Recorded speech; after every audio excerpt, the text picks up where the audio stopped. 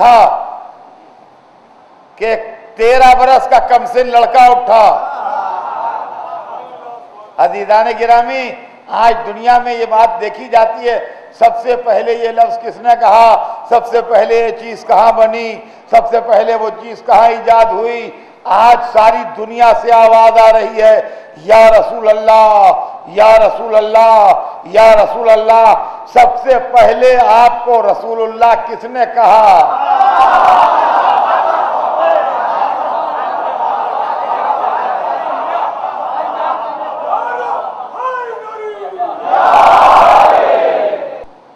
ابو طالب کا 13 برس کا کم سن لڑکا اٹھا، کہا انا یا رسول اللہ، یا رسول اللہ میں۔ پورے مجمع میں سب سے کم سن یہی بچہ تھا،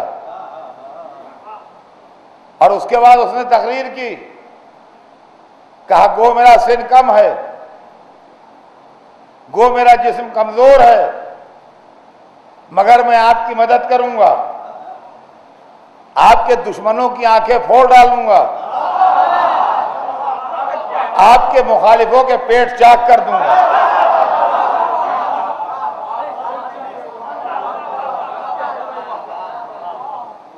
تیرہ برس کا بچہ بول رہا ہے۔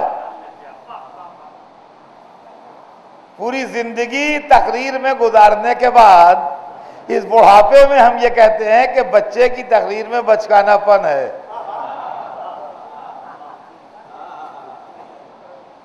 اس لیے کہ تقریر میں کنٹراڈکشن ہے، ایک طرف کہہ رہا ہے کہ جسم کمزور ہے، اور ایک طرف کہہ رہا ہے آنکھیں پھوڑ دوں گا اور پیٹ چاک کر دوں گا۔ یا علی، تقریر میں کنٹراڈکشن ہے۔ ممکن ہے جواب دیں، تیرا بڑھاپا وہ نہ سمجھ پایا جو میرے بچپن نے سمجھ لیا۔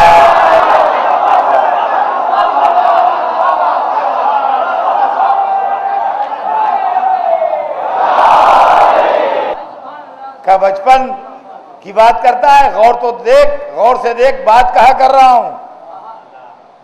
بڑے کے سامنے طاقت کا اظہار بدتمیزی ہے، باپ کے سامنے کوئی صاحب سینہ پھولا کے آ جائیں، یہ بدتمیزی ہے۔ بڑے کے سامنے طاقت کا اعلان بدتمیزی ہے، دشمن کے سامنے کمزوری کی بات کرنا بزدلی ہے۔ اس وقت محفل میں سامنے دشمنان محمد بہت سے بیٹھے ہیں، اور سامنے خدا و رسول ہے، لہذا طاقت کا اعلان بدتمیزی ہے، کمزوری کا اظہار بزدلی ہے، لہذا کمزوری کا اعلان خدا و رسول کے سامنے ہے، طاقت کا اعلان دشمنان محمد کے سامنے ہے۔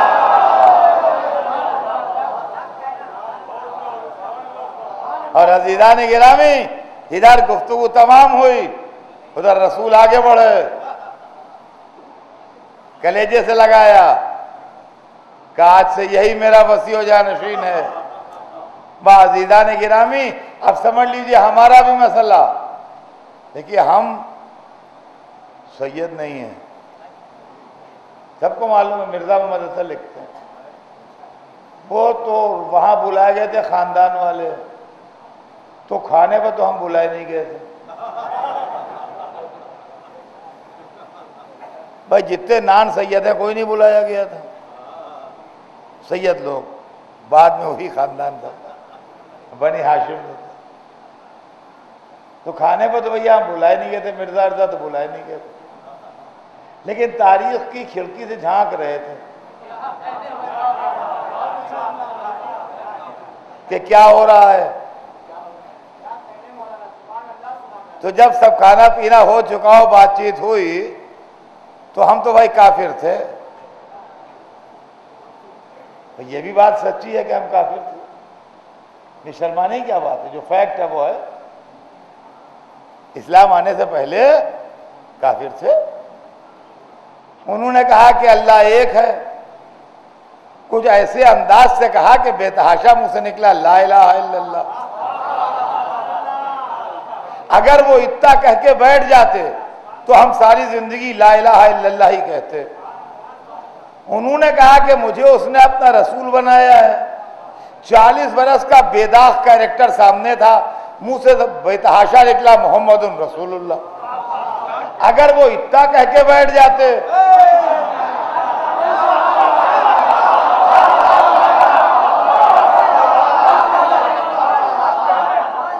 تو ہم بھی اتنا ہی کہتے۔ انہوں نے کہا اس میں کون میری مدد کرے گا، وہ میرے بعد میرا جانشین ہو۔ علی نے اٹھ کے مدد کی، ہمارے منہ سے نکلا علی ولی اللہ۔ اچھا ادھر کام شروع ہوا تبلیغ کا، ادھر آپ نے کلمہ پڑھا کرتے تھے، وہ لوگ تبلیغ کیا کرتے تھے، ہم کلمہ پڑھا کرتے تھے، یہاں تک کہ جب تبلیغ کا آخری دن آیا اور حضور منبر پر گئے اور علی پہلو میں کھڑے ہوئے تو انہوں نے بولنا شروع کیا اوپر سے نیچے سے، ہم نے کلمہ پڑھنا شروع کیا۔ انہوں نے کہا اللہ ہو مولایا، ہم نے کہا لا الہ الا اللہ۔ انہوں نے کہا کہ انا مولا المومنین، ہم نے کہا محمد رسول اللہ۔ ان کا من کن تو مولا و بعض علی مولا، ہم نے کہا علی۔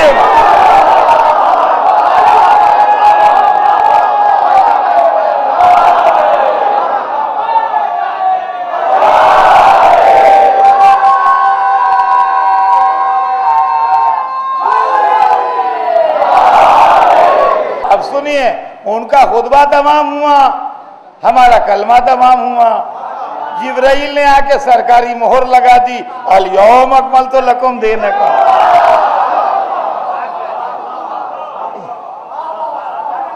عزیزان گرامی، بات اب کل آگے بڑھے۔ آج اسلام کی تحریک کا آغاز ہو گیا، سلسلہ آگے بڑھ گیا، اعلان رسالت ہو گیا، خاندان والوں کو بلا کے دعوت اسلام دی جانے لگی، سلسلہ آگے بڑھ نکلا۔ اب جو کچھ باتیں ہیں وہ کل و پرسوں کی مجلسوں میں آپ کی خدمت میں عرض کروں گا۔ آج تو صرف اتنا کہنا ہے مجھے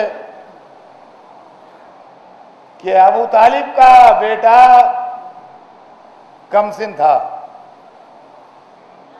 اور تاریخ میں اس کی عمر 13 سال لکھی۔ آج کی رات ہمیں اسی گھرانے کا ایک 13 برس کا لڑکا یاد ہے۔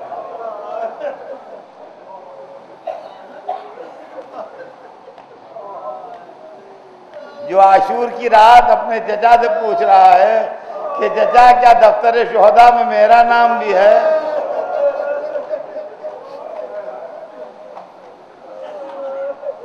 کیا دفتر شہداء میں میرا نام بھی ہے؟ وہ امام حسن کے شہزادے تھے حضرت قاسم، کربلا میں ان کی عمر مبارک کل 13 سال تھی۔ اپنے چچا سے پوچھ رہے ہیں یا چچا میرا نام دفتر شہداء میں، تو حسین نے عجب سوال کیا، یا بنیا کیف الموت عندک، اے میرے لال یہ تو بتا تیری نظر میں موت کیسی ہے؟ اور جیسے ہی امام نے یہ سوال کیا، خدا کی قسم تاریخ انسانیت تڑپ گئی، کیا جواب دیا ہے؟ کہا یام میں علیہم، چچا آج موت کے لیے پوچھ رہے ہیں؟ اہلا من العسل، شہد سے زیادہ میٹھی۔ یہ جواب تو ہے ہی، لیکن حسینیت کے دشمنوں کے منہ پر تماچا ہے کہ تم نے موت کو ہمارے سامنے کڑوا بنا کے پیش کیا ہے۔ ہم محبت حسین میں مر جانے کو شاید سے زیادہ میٹھا سمجھتے ہیں۔ تم جس چیز کو ہمارے لیے مصیبت بنا کے لائے ہو، ہمارے لیے راحت و نعمت ہے۔ کاہلا من العسل، شاید سے زیادہ شیریں۔ کہا بیٹا تیرا نام بھی ہے، تیرے چھوٹے بھائی علی اصغر کے نام۔ بچہ پھر تڑپ گئے، علی اصغر، ایک جیسے کہ دشمن خیمے تک آ جائیں گے۔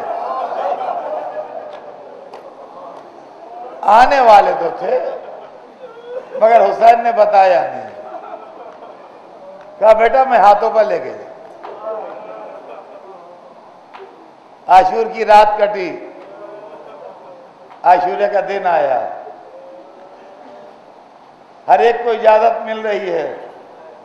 قاسم بار بار اجازت مانگتے ہیں، اجازت نہیں ملتی. بار بار اجازت مانگتے ہیں، اجازت نہیں ملتی. اولاد عقیل قربان ہو گئی، قاسم کو اجازت نہیں ملی. اولاد جعفر قربان ہو گئی، قاسم کو اجازت نہیں ملی. عباس کے بھائی مقتل میں جا رہے ہیں، قاسم کو اجازت نہیں ملی. خیمے میں مغموم جا کے بیٹھے. جب باپ دنیا سے جا رہے تھے تو الوداع کے وقت بچے کو پیار کیا تھا اور بازو پر تعویذ باندھا تھا. کہا تھا میرے لال جب ایسی مصیبت میں گرفتار ہونا جس کا حل سمجھ میں نہ آئے تو یہ تعویذ پڑھ لینا. سبحان اللہ آل محمد، سبحان اللہ. دنیا میں بچوں کے تعویذ اس لیے باندھے جاتے ہیں کہ زندہ رہیں. یہ تعویذ اس لیے باندھتے ہیں کہ شہید ہوں. تعویذ کھول کے پڑھا تو تعویذ نہیں تھا، باپ کا خط تھا بیٹے کے نام. بیٹا جب میرا بھائی حسین مصیبت میں گرفتار ہو تو اپنا سر دے دینا. باپ کے خط کو لیے ہوئے چچا کے پاس آئے. مصیبت کے لمحوں میں بھائی نے بھائی کی تحریر پڑھی. روایت بتاتی آنکھوں سے آنسو بہنا شروع ہوئے.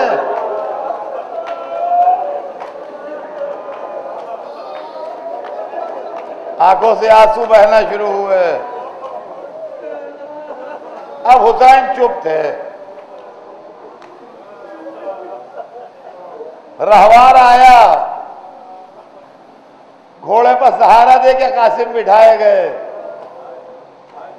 جب جانے لگے تو روایت میں کسی شہید کو رخصت کرتے وقت حسین اتنا نہیں روئے جتنا قاسم کو رخصت کرتے وقت روئے. اتنا نہیں روئے جتنا قاسم کو رخصت کرتے وقت روئے. روایت بتاتی ہے کہ جب جانے لگے تو قریب بلایا، کہا بیٹا ادھر آ. قاسم چچا کے قریب آئے. روایت بتاتی ہے کہ چچا نے ہاتھ بڑھا کے قاسم کا گریبان چاک کر دیا. مجھے نہیں معلوم امام نے گریبان کیوں چاک کیا. شاید اس لیے چاک کیا ہو کہ جب جانا دادا کے سامنے تو فریادی بن کے جانا.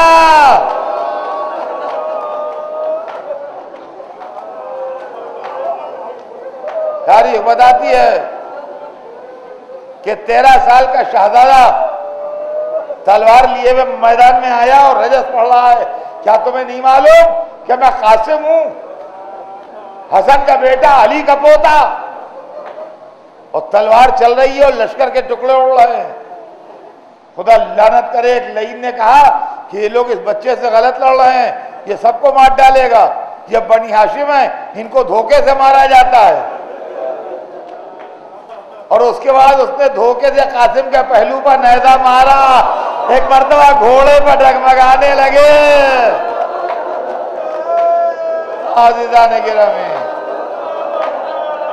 2 جملے مصاحب سے سنیے، مجلس تمام ہو رہی ہے.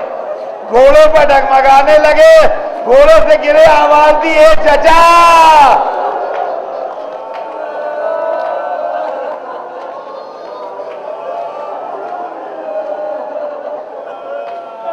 حدیث میں حسین کسی شہید کی میت پر اتنا تیز نہیں گئے جتنا تیز قاسم کی میت پر گئے. مگر جب پہنچے تو قاسم دنیا سے جا چکے تھے. منہ پر منہ رکھ دیا، یا بنیا، ارے میرے لال تیرا چچا آ گیا. بس رو لیا.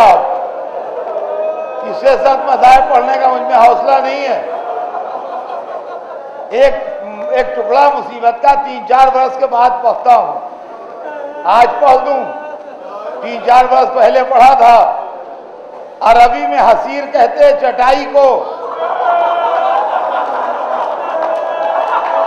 ہر ایک کی میت حسین لے آئے، قاسم کی میت اٹھانے کے لیے حسیر تلنگے. ارے ام فروا تمہارے لال کا جناب. اعوذ باللہ السمیع العلیم من الشیطان اللعین الرجیم. بسم اللہ الرحمن الرحیم الحمد للہ رب العالمین والصلاة والسلام علی سیدنا و شفیعنا بالقاسم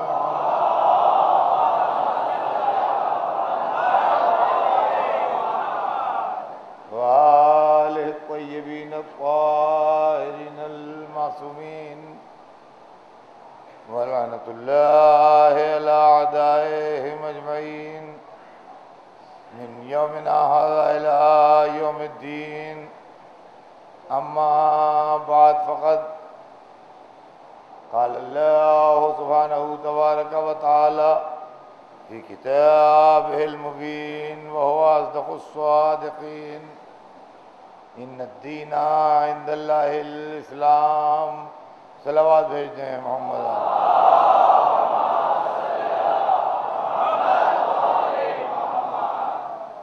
خداوند عالم قرآن مجید میں ارشاد فرما رہا ہے کہ یقیناً دین اللہ کے نزدیک اسلام ہے۔ ہمارے آپ کے درمیان تاریخ اسلام کے عنوان سے گفتگو چل رہی ہے،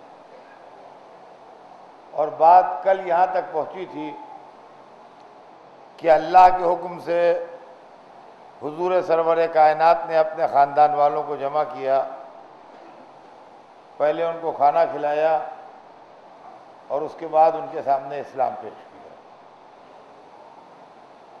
اور اسی موقع پر آپ نے یہ بھی فرمایا کہ تم میں کون ہے جو اس کام میں میری مدد کرے، وہی میرے بعد میرا جانشین ہو۔ تو اس وقت خاندان کے 40 یا 42 آدمی موجود تھے، مگر مولا علی نے اٹھ کے وعدہ کیا کہ انا یا رسول اللہ، اللہ کے حبیب میں آپ کا مددگار بنوں گا اور اس کام میں میں آپ کی نصرت کروں گا۔ سرور کائنات نے ان کو گلے سے لگایا اور ان کی نصرت کو قبول فرمایا، اور اب اسلام کا کام شروع ہو گیا۔ مخالفتیں بھی شروع ہوئیں، ظلم بھی شروع ہوئے، ناانصافیاں بھی شروع ہوئیں۔ پیغام اللہ کا، زبان رسول کی، جس سے بھی بات کی اس کا دل موم ہو گیا۔ قرآن کی آمد کا سلسلہ بھی جاری ہے، جبرائیل کا آنا جانا ہے، اللہ کا کلام نازل ہو رہا ہے، حضور اسلام کی لوگوں کو دعوت دے رہے ہیں اور لوگ اسلام کو قبول کر رہے ہیں۔ راستہ ابھی دشوار ہے، کمزور، غریب، بیوائیں، غلام، کنیزیں، پچھڑا ورگ، پسماندہ طبقہ، بیکورڈ کلاس، اس لیے کہ طاقتور ہمیشہ قانون خود بناتا ہے، اور طاقتور کسی قانون کو ماننے پر تیار نہیں ہوتا۔ قانون ہمیشہ وہی مانتا ہے جو قانون سے مدد لے سکے۔ طاقتور طبقہ قانون شکنی کرتا ہے، لہذا اسلام آنے کے بعد بھی چونکہ یہ ایک الہی قانون تھا، لہذا کمزور سیکشن جو تھا، ویکر سیکشن جس کو کہتے ہیں، وہ اسلام کو قبول کر رہا تھا، اور طاقتور لوگ جو تھے، سردار جو تھے، جتھے والے جو تھے، قبیلے والے جو تھے، وہ اسلام کی مخالفت کر رہے تھے۔ اور اس سلسلے میں سب سے نمایاں رول جو تھا وہ 3 آدمی تھے مکے میں جو اسلام کی مخالفت میں بہت زیادہ ایکٹیو تھے۔ ایک ابو لہب جو رشتے میں رسول کا چچا بھی ہوتا تھا، دوسرے ابو جہل، اور تیسرے ابو سفیان۔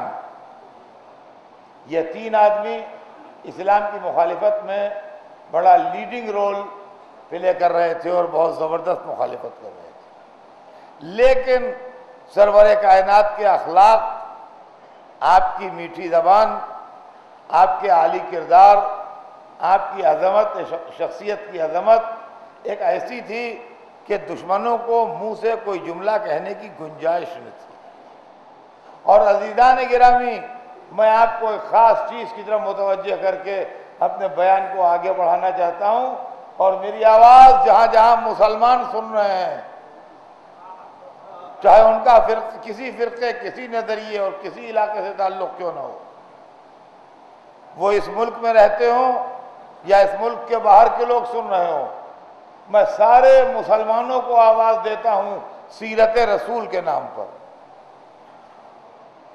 کردار رسول کے نام پر، آپ کے رسول کی سیرت کے نام پر میں آپ کو پکار رہا ہوں، ہاں میری آواز سنیے اور اس پر غور کیجیے گا رات کو۔ سرور کائنات کی زندگی جب ہم دیکھتے ہیں تو ہم کو 3 حصوں میں ڈیوائیڈ ملتی ہے۔ ایک حصہ ہے ابتدائی 40 سال کا، جس کے اندر آپ نے اعلان اسلام نہیں کیا۔ دوسرا حصہ ہے ان 12 سال کا جس میں اعلان اسلام کے بعد آپ مکے میں رہے ہیں اور آپ پر ظلم ہوئے ہیں، ستم ہوئے ہیں، ناانصافیاں ہوئی ہیں، ستائے گئے ہیں، تکلیفیں دی گئی ہیں۔ اور ایک آخری حصہ ہے زندگی کا 11 برس کا، جس کے اندر آپ مدینے میں رہے ہیں، جن میں آپ کی طاقت میں دن بدن اضافہ ہوتا گیا ہے، یہاں تک کہ آخر میں آتے آتے آپ ایک مکمل طاقتور انسان کی حیثیت سے مدینے میں زندگی گزار رہے تھے جب آپ کی رحلت ہوئی۔ تو اس طریقے سے ہم 3 حصوں میں زندگی کو ڈیوائیڈ کر سکتے ہیں۔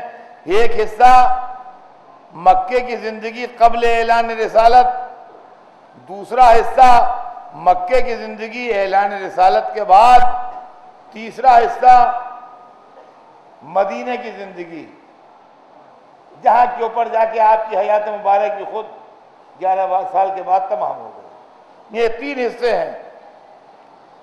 میں پھر ایک دفعہ توجہ چاہوں گا آپ کی کہ ساری دنیا کے مسلمانوں کے لیے یہ 3 حصے جو ہیں، یہ 3 کتابیں ہیں، یہ 3 سبق ہیں، یہ 3 درس ہیں۔ اگر وہ اس کو یاد کر لیں اور اچھے طریقے سے سمجھ لیں تو ساری دنیا کی سرداری ان کے قدم چومے گی۔ پہلا حصہ وہ ہے جس میں حضور نے اعلان رسالت نہیں کیا اور مکے میں رہے۔ صورت یہ ہے اس کے اندر کہ ظالموں میں رہے مگر مظلوم کا ساتھ دیا، قاتلوں میں رہے مگر مقتول کے مددگار ہو کے رہے، جھوٹوں میں رہے مگر ہمیشہ سچ بولا، تکلیف دینے والوں میں رہے مگر دوسروں کو آرام پہنچایا، بت پرستوں میں رہے مگر شمع توحید جلا کے رہے، بد کرداروں میں رہے مگر کردار کے چراغ روشن کر کے رہے۔ یعنی رسول نے دنیا کو یہ بتا دیا کہ کردار مرد مسلم زمانے سے بدلنا نہیں ہے بلکہ زمانے کو اپنے سے بدلنا ہے۔ ہم شکوہ تو کرتے ہیں کہ فلاں اسلام کا دشمن ہے، فلاں مسلمانوں کا دشمن ہے، فلاں مسلمانوں کے خلاف ہے، فلاں مسلمانوں کے خلاف ہے۔ غور کیجئے اپنے سیرت سے، اپنے کردار سے، اپنے عمل سے، اپنی ایکٹیویٹیز سے مسلمان خود کتنا بڑا اپنا دشمن ہے۔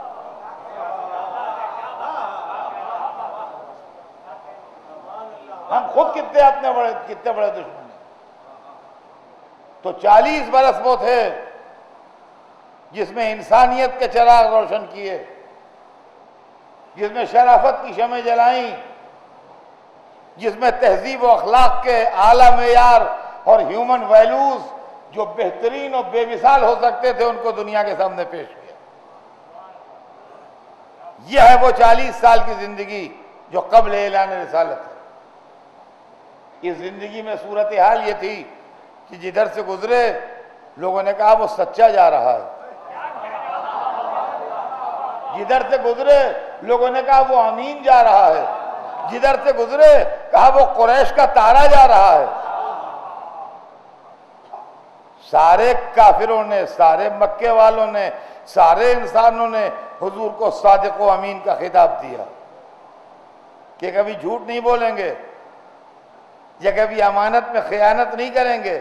میں آپ سے ایک بات پوچھتا ہوں، یہ بمبئی شہر جو ہے اس کے متعلق یہ مشہور ہے کہ ہندوستان کا بزنس کیپٹل ہے۔ آپ جانتے ہیں بمبئی کے لیے مشہور ہے کہ انڈیا کا کیپٹل تو دلی ہے مگر انڈیا کا بزنس کیپٹل جو ہے وہ بامبے ہے، دلی نہیں ہے۔ اس بزنس کیپٹل میں ایک بات پوچھوں آپ سے، ضرور اس مجلس میں ایسے لوگ موجود ہوں گے جو بزنس کرتے ہیں اور بزنس جانتے ہیں، کہ اگر تجارت میں انسان سچائی اور وعدہ وفائی پر عمل کرے اور یقین ہو جائے دوسرے کو کہ اس کے پاس ہمارا پیسہ ڈوبے گا نہیں، یہ جس وقت وعدہ کرے گا مال اسی وقت پہنچا دے گا، یہ سچ بول رہا ہے، جو کہے گا وہی نکلے گا، اس کے خلاف نہ نکلے گا، تو پورے بزنس کے اوپر کنٹرول کرے گا کہ نہیں کرے گا؟ عزیزان گرامی، اگر رسول کا یہی ایک سبق مسلمانوں کو یاد ہوتا تو عالمی تجارت کی سربراہی مسلمان کر رہے ہوتے ہیں، غیر نہ کرتے۔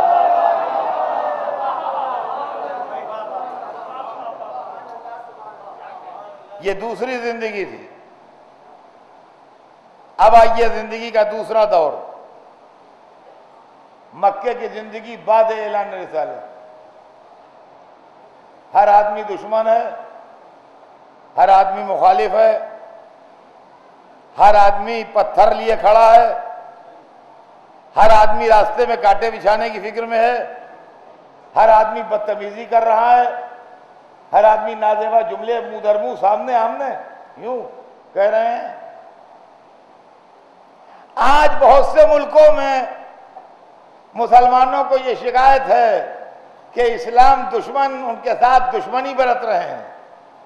آپ کے رسول نے 12 سال ایسے شہر میں زندگی گزاری ہے جہاں کی دشمنی اپنے کلائمیکس پر تھی، لیکن رسول نے قیامت تک کے انسانوں کو سبق دیا کہ اگر دشمنوں میں رہ کے اخلاق برتو گے، تہذیب برتو گے، تمیز برتو گے، معافی برتو گے اور ان کی طرف سے لاپرواہی برتو گے اور ان سے جھگڑا نہ کرو گے تو یہ پتھر خود ٹکڑے ہو جائیں گے، تمہارا کچھ نہ بگاڑ پائیں گے۔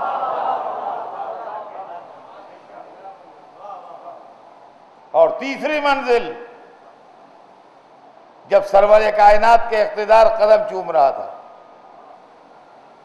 جب پاور آن کے طواف کر رہا تھا، جب جو چاہتے تھے وہ ہو جاتا تھا، لوگ جو ترجو خان کے ہاتھوں وہ بیعت کر رہے تھے، ایسے عالم میں نہ مزاج بدلا، نہ انداز بدلا، نہ غرور پیدا ہوا، نہ تکبر پیدا ہوا، وہی انکسار رہا، وہی فروتنی رہی۔ یعنی قیامت تک کے مسلمانوں کو بتا دیا کہ اگر دور اقتدار میں مغرور ہو جاؤ گے تو زمانہ تمہیں گرا دے گا۔ عزیزان گرامی، یہ ہے رسول اللہ کی زندگی کا میسج، جو اگر مسلمان سمجھ لے تو اس کی تقدیر بدل جائے گی۔ لیکن ہم، اللہ ہمیں معاف کرے، برا نہ مانیے گا، میں بھی مسلمان ہوں، اس لیے مجھے کسی سے پوچھنے کی ضرورت نہیں ہے۔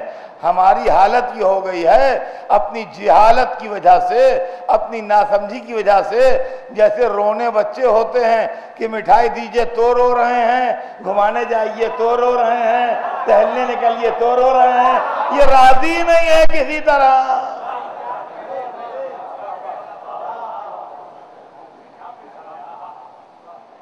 اس نے ہمارے ساتھ یہ کر دیا، اس نے ہمارے ساتھ یہ کر دیا، اس نے ہماری یہ مخالفت کر دی، اس نے ہماری یہ مخالفت کر دی، یہ دشمن اسلام ہے، وہ دشمن ہے۔ آپ نے کیا کیا دنیا کے ساتھ وہ تو بتائیے۔ آپ اپنے کارنامے یاد فرمائیے کہ آپ نے کیا کیا۔ پتھر چل رہے تھے، سنیے گا، اور مسلمانوں کے اندر ایک دم سے غریبی آ گئی تھی۔ مجھے بہت تیز پڑھنا ہے اس لیے کہ بہت جلد ہے میری منزل جہاں پہ مجھے تمام کرنا ہے بیان کو، اور وقت کم ہے۔ اسلام آتے ہی جو لوگ مسلمان ہوئے ان پر غریبی چھا گئی۔ کیوں غریبی چھا گئی؟ جو کسی کے یہاں کام کرتا تھا، جب اس کو پتہ لگ گیا مسلمان ہے، کہا کل سے نہ آنا، مسلمان ہے نا، لہذا ہمیں کیا کام نہیں ملے گا تمہیں، وہ بیکار ہو گیا۔ جس کی محلے میں دکان تھی وہ کسی کا نوکر نہیں تھا، طے ہو گیا اس کی دکان سے سودا نہ لینا، یہ مسلمان ہو گیا ہے۔ 4 دن میں وہ اپنی دکان خود ہی کھا گیا، ختم ہو گیا معاملہ۔ جس کی زمین تھی اس کو 4 آدمی چاہیے ہوتے تھے کام کرنے کے لیے، جب اس پر کچھ پیدا ہوتا تھا طے کر دیا اس کی زمین پر خبردار کوئی کام کرنے نہ جائے ورنہ اس کا بائیکاٹ کیا جائے گا۔ زمین پڑی ہے، کوئی انکم نہیں۔ اس پیریڈ کے لیے جب تک اتنے نہ ہو جائیں کہ کوآپریٹو بیسس پر ایک دوسرے کی مدد کر سکیں، کسی سرمایہ دار کی ضرورت تھی جو اپنا پیسہ ان پر لگائے۔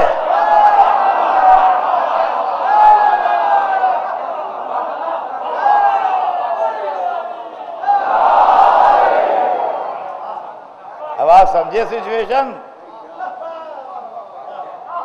جب تک اتنی تعداد نہ ہو کہ ہمیں میں زمیندار بھی ہوں، ہمیں میں مزدور بھی ہوں، ہمیں میں دکاندار بھی ہوں، ہمیں میں خریدار بھی ہوں، ہمیں میں امپلائر بھی ہوں، ہمیں میں امپلائی بھی ہوں،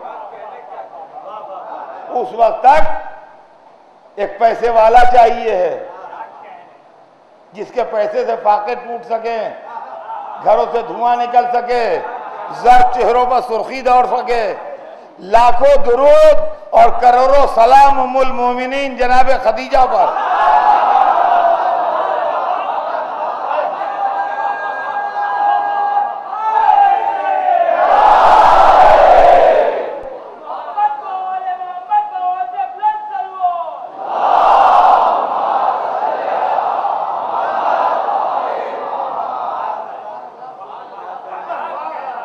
سرکار دو عالم رحمت تھے، اور رحمت کسی کی زحمت نہیں دیکھ سکتی۔ چہرے پر غم کے آثار تھے، گھر میں گئے، بی بی نے چہرہ دیکھا، کہا اللہ کے حبیب آپ کچھ غمزدہ لگ رہے ہیں مجھے۔ سر جھکا لیا، کہا ہاں خدیجہ صحیح کہہ رہی ہیں آپ، میں غمزدہ ہوں۔ کہا خیر تو ہے، کیا بات ہے؟ کہا مجھ سے اپنے ماننے والوں کے فاقے نہیں دیکھے جاتے، بڑی غریبی کے عالم میں ہیں، بھوک سے تڑپ رہے ہیں۔ کنیزوں کو بلایا، کہا ہمارا سرمایہ جمع کرو۔ اس زمانے میں بینک نہیں ہوتے تھے، گھروں میں رقم رکھی جاتی تھی، کرنسی کا زمانہ نہیں تھا، گولڈن کوائنز ہوتے تھے، سونے کے سکے جو دینار کہلاتے تھے، وہ تھیلیوں میں گن کے بھرے جاتے تھے، گنتی سے یا ویٹ سے وہ ہوتے تھے۔ تھیلیاں لگا دی گئیں تلے اوپر، سونے کی دیوار کھڑی ہو گئی۔ کہا اللہ کے حبیب یہ پیسہ کس دن کے لیے ہے؟ یہ آپ اپنے ماننے والوں پر خرچ کیجئے، کسی کو بھوکا نہ سونے دیجئے۔ تھیلیوں کے منہ کھلنے لگے، پیسہ بٹنے لگا، گھروں سے دھواں اٹھنے لگا، زرد چہروں پر سرخی دوڑنے لگی، بچوں کے رونے کی آوازیں آنا بند ہو گئیں۔ سلام ہو اس ماں پر جو ماں بنی تھی تو ماں کا کردار بھی نبھایا، اس لیے کہ ماں کبھی اپنے بچوں کو بھوکا مرتے نہیں دیکھ سکتے۔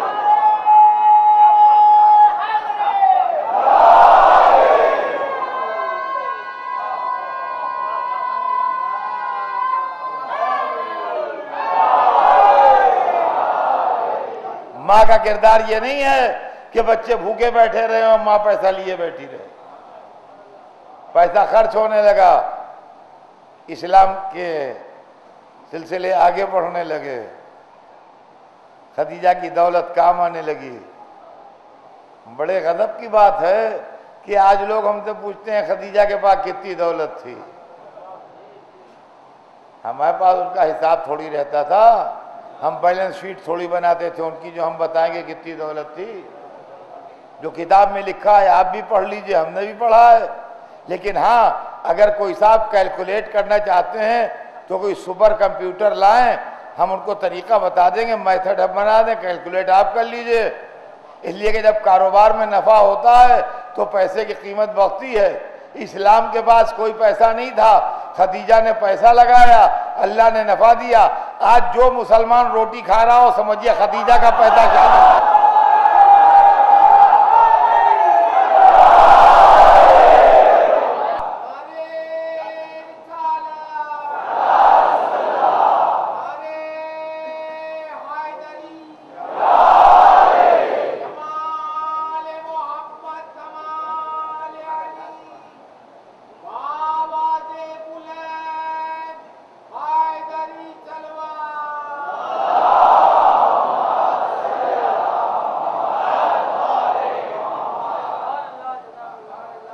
سلسلہ چلا اور اسلام آگے بڑھا.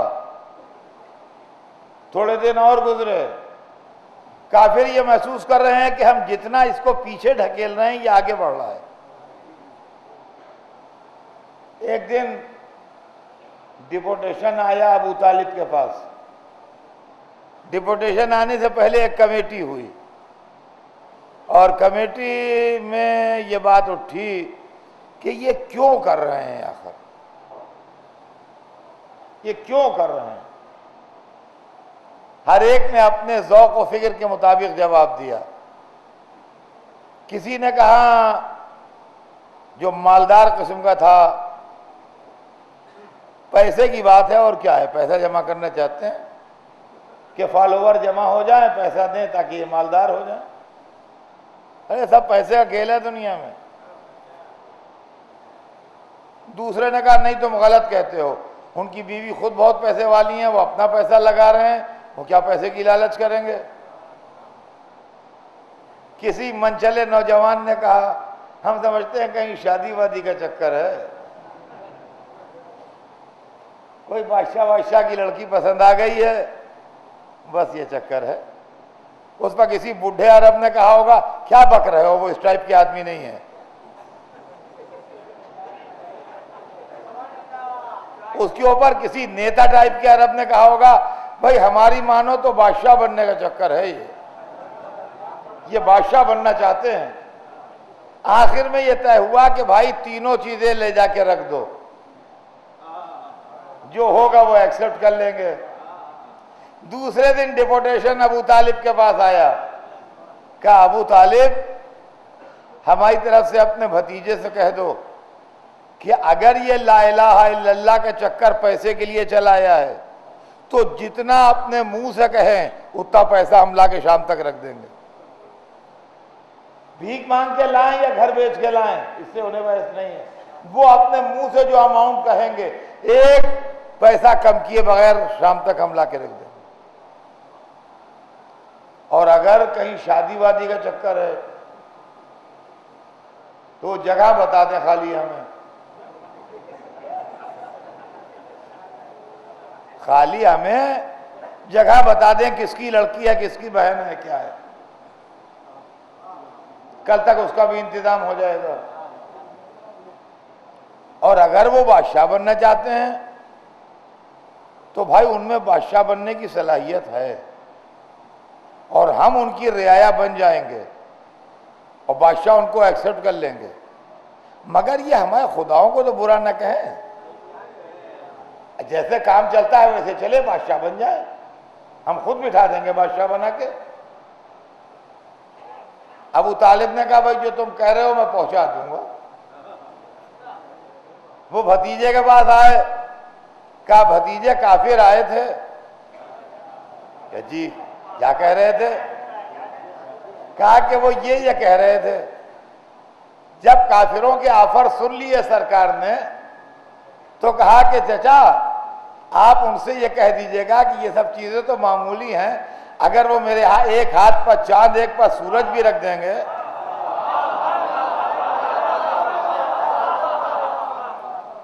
اگر ایک ہاتھ پر چاند ایک پر سورج بھی رکھ دیں میرے تو میں لا الہ الا اللہ کہنے سے باز نہیں آؤں گا. شاید یہ جملے اللہ کو پسند آ گئے. کہا واہ میرے حبیب، میری محبت میں ہر چیز کو ٹھکرا دیا.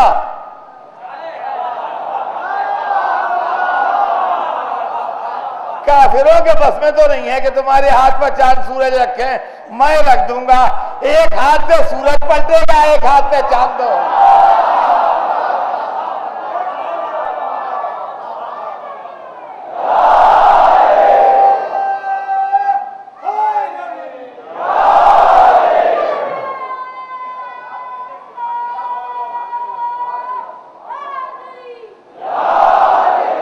اب سنیے، جب اس میں بھی کافر ناکام ہوئے تو ایک تیسری سازش کی. الحمدللہ اہل بیت کے طفیل میں ہمارے بچے تمیز سے مجلس میں آتے ہیں، نعرہ حیدری لگاتے ہیں. یہ طفیل ہے مجلس کا. عربوں کے بچے بڑے بدتمیز تھے، حرام کی کھجوریں کھاتے تھے اور ڈھیلے بازی کرتے تھے، سمجھے آپ؟ ہاں، حرام کی کھجوریں باغوں میں کھانا، پورے پورے باغ کھا جائیں۔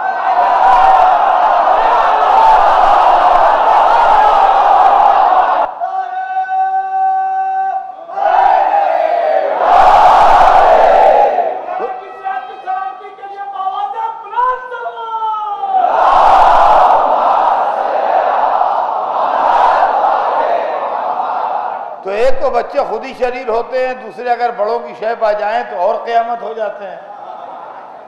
وہاں جناب سازش یہ ہوئی کہ ان کے پیچھے بچے لگا دو، جدھر سے گزرے ڈھیلے مارے بچے، مجنون کہیں۔ مجنون کے معنی تو آپ جانتے ہی ہیں، عربی لفظ ہے، مجنون معنی پاگل۔ تو مجنون چلائیں، ڈھیلے ماریں، جس سے بات کریں بات نہ کرنے دیں، دھول اڑائیں۔ پالیسی بڑی عمدہ تھی، اس لیے کہ اگر ابو طالب بولیں تو ہم کہیں گے ہاں اتنے بڑے سردار قریش ہو کے آپ بچوں سے جھگڑا کرتے ہیں، ارے آپ کو کیا ہو گیا؟ یہ 8 10 12 برس کے لڑکوں سے آپ سڑک پر لڑ رہے ہیں۔ اگر حمزہ بولیں، ہاں ارے حمزہ آپ عرب کے اتنے بڑے شہسوار ہیں، ارے آپ کو کیا ہو گیا؟ ارے آپ لڑکے سے کھڑے لڑ رہے تھے، ہیں یہ کیا ہو گیا آپ کو؟ کیا ہو گیا؟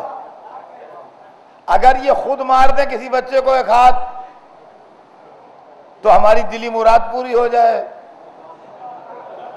ہم کہیں دیکھ لو سڑک پہ جا کے آپ بچوں کو پیٹ رہے ہیں، وہاں لونڈے ان کے پیچھے لگے ہوئے ہیں۔ دیکھا آپ نے، سازش سمجھ گیا، پوری کانسپریسی۔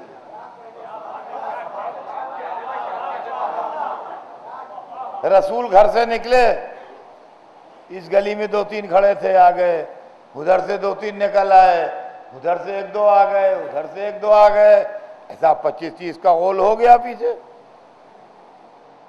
اور ایک دفعہ تالی بجنا شروع ہوئی، مجنون مجنون مجنون، ڈھیلے چلنا شروع ہوئے۔ ان کے پیچھے بھی ایک بچہ تھا،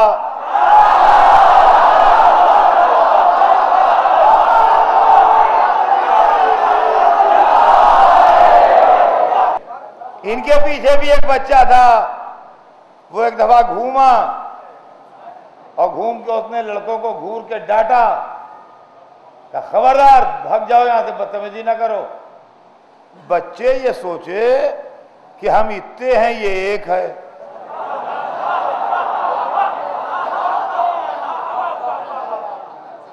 بچے تو بچے، وہ 25 30 اور یہ ایک، کہ ہما کیا بنا لے؟ وہ نہیں مانے۔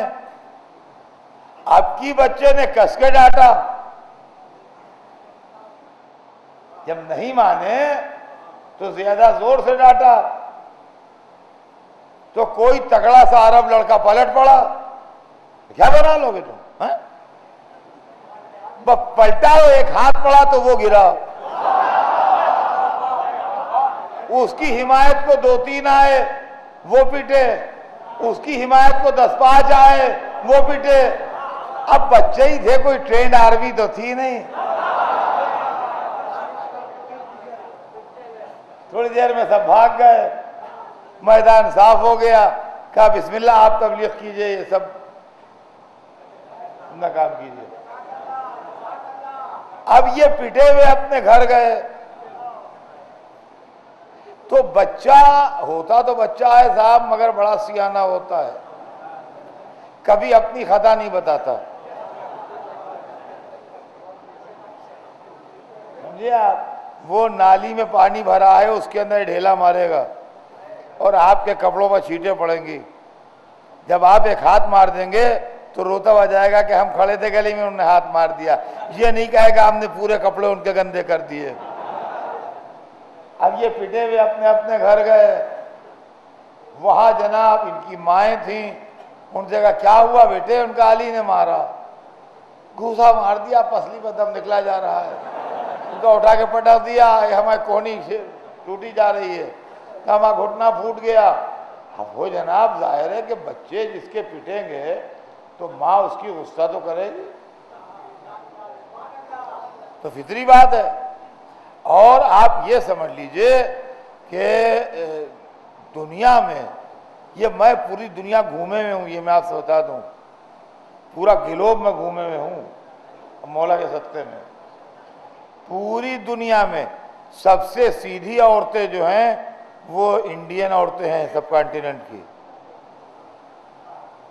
پورے ورلڈ میں سب سے سیدھی عورتیں جو ہیں وہ انڈیا کی ہیں، سب کانٹیننٹ کی ہیں، سمجھے آپ؟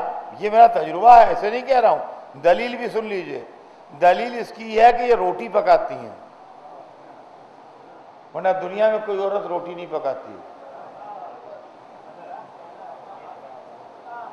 سمجھے آپ؟ یہ روٹی پکاتی ہیں، سب سے سیدھی ہیں، مگر یہ سیدھی عورتیں بھی بچوں کے معاملے میں کبھی کبھی لڑنے لگتی ہیں۔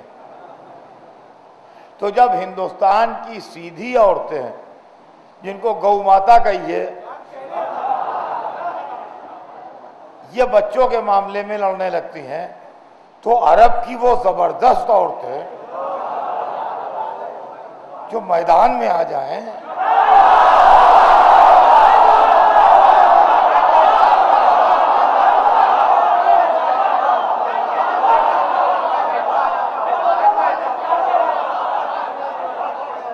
ارے وہ احد کا واقعہ سب کو یاد ہے،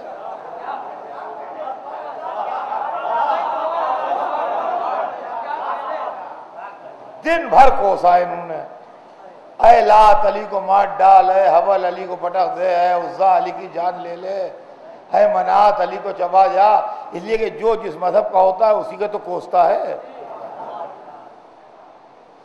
مسلمان عورتیں کوسیں گی تو قرآن، اللہ، کعبہ یہی حوالہ دے کے تو کوسیں گی، تو کافر کوسیں گی تو اللہ رسول کا حوالہ تھوڑی دیں گی، وہی بتوں کے حوالے دیں گی۔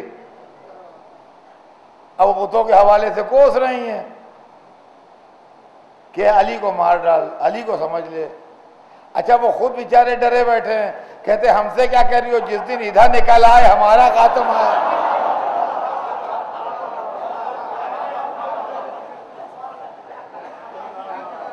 اب رات کو ان کے مرد آئے سب، ان کا کہ یہ پٹا پڑا ہوا ہے، علی نے مارا اسے۔ تو ان کا کیا ہوا؟ کہا آپ نے کہا تھا ہم گئے تھے تو علی نے ہمیں مارا۔ کہا تم اکیلے کیوں بھیڑ لیے؟ کہا اکیلے کہاں بھیڑے تھے، سب لڑکے تھے۔ کہا کہ بھی کیا کیا، مار ڈالا علی کو؟ کہا مار کیا ڈالا؟ کہا کئی لڑکے ان کے پاس تھے؟ کہا ایک بھی نہیں تھا، اکیلے تھے۔ کہا کیوں تم نے کیوں نہیں مارا؟ کہیں گے مارنا گئے تھے، وہ سب پٹ کے چلے آئے۔ اب وہ کی سمجھ ہی میں نہیں آ رہا ہے کہ کیا معاملہ کیا ہوا۔ خیر سویرا ہوا، ساری کانسپریسی ڈسکلوز ہو گئی خود بخود۔ ابو طالب بیٹھے تھے اپنے گھر میں، سب آئے، ابو طالب کل تمہارے لڑکے نے ہمارے لڑکے کو بہت مارا، ابو طالب کل تمہارے لڑکے نے ہمارے لڑکے کو بہت مارا، ابو طالب کل تمہارے لڑکے نے ایسا گھوسا مارا ہمارے لڑکے کے کہ ابھی اس سے سانس نہیں لی جا رہی ہے۔ سارے آ کے جب بیٹھ گئے اور سب نے شکایتیں کر لیں تو ابو طالب نے سر اٹھایا، کہا آپ لوگ اپنے لڑکوں کو منع کر لیجئے، میرے بھتیجے سے نہ بولا کریں، میرا لڑکا نہیں مارے گا۔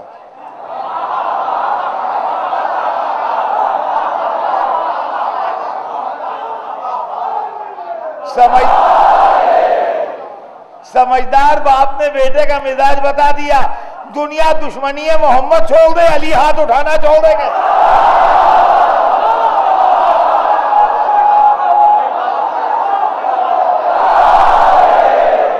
یہ سازش بھی ناکام ہو گئی، یہ سازش بھی ناکام ہو گئی۔ اب کافروں نے سوشل بائیکاٹ کیا اور سرور کائنات کو مجبور کیا، کوئی ان کے ہاتھ نہ کچھ خریدے گا، نہ بیچے گا، نہ یہ کرے گا، نہ وہ کرے گا۔ حالات کو بگڑتے دیکھ کے جناب ابو طالب اپنے بھتیجے کو لے کے اپنے قلعہ نما مکان میں چلے گئے جو پہاڑ کی کھو میں تھا، جہاں سیکورٹی کا انتظام بہتر تھا۔ کوشش یہ تھی کہ سپلائی لائن کٹ جائے۔ سرکار دو عالم 3 برس رہے اس کے اندر۔ علی کا کارنامہ یہ ہے کہ سپلائی لائن کٹنے نہیں دی۔ یہاں تک کہ وہ معاہدہ جو رسول اللہ کے خلاف اور اسلام کے خلاف لکھا گیا تھا اس کو دیمک کھا گئی. دیمک ایک کیڑا ہوتا ہے جو کاغذ کو کھا جاتا ہے.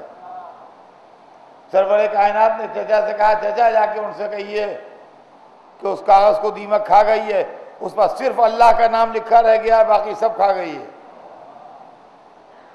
ابو طالب آئے, کہا تمہارا معاہدہ ختم ہو گیا, اس کو دیمک کھا گئی.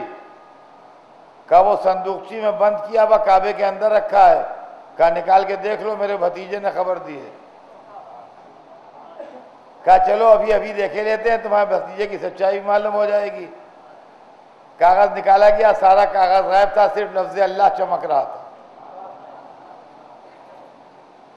یہ لوگ وہاں سے نکل آئے, لیکن 3 برس کی تکلیفیں اٹھانے کے بعد تھوڑے دنوں بعد ابو طالب کی رحلت ہو گئی.